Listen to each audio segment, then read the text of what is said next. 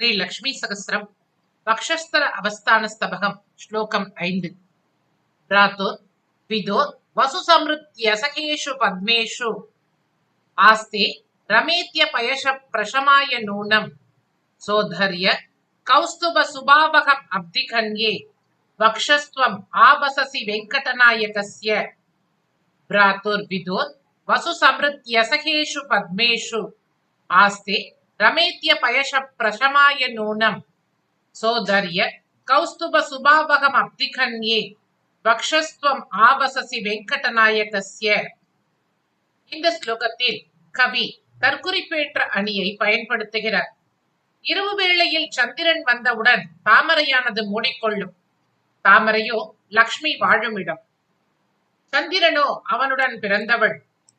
சந்திரன் உதிக்கும் பொழுது தாம் மூடிக்கொள்ளும் தாமரையில் வசிப்பதால் சகோதரனை மதிக்காத இடத்தில் அவள் வாழ்கிறாள் என்று அவளுக்கு ஒரு இகழ்ச்சி உண்டாயிற்றான். ஆகவே அதை விடுத்து சதா சர்வ காலமும் பகவானுடைய திருமார்பில் வசிக்கும் கௌஸ்துபம் இருக்குமிடமான பகவானின் திருமார்பினை அடைந்தாளாம். கௌஸ்துபமும் அவளுடன் பிறந்ததன்றோ, இதன் மூலம் தனக்கு ஏற்பட்ட அபகீர்த்தியை போக்கிக் கொண்டாளாம் என நகைச்சுவையோடு கவி சித்தரிக்கின்றார். भ्रातुर विदुर वसु समृत्य सखेषु पद्मेषु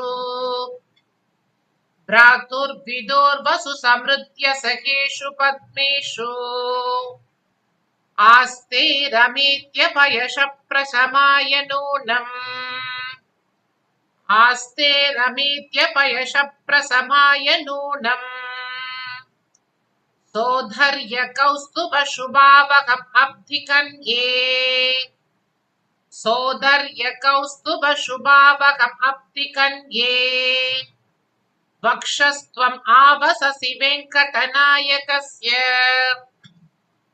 वक्षस्त्वम आवससि वेंकटनायकस्य भ्रातुर्विदुर्वसु समृत्य सखेषु पद्मेषु आस्ते रमेत्य पयश प्रशमाय नूनम सोधर्य कौस्तुभ शुभावकम अब्धिकन्ये वक्षस्त्वम आवससि वेंकटनायकस्य. आयार திருவடிகளே சரணம்.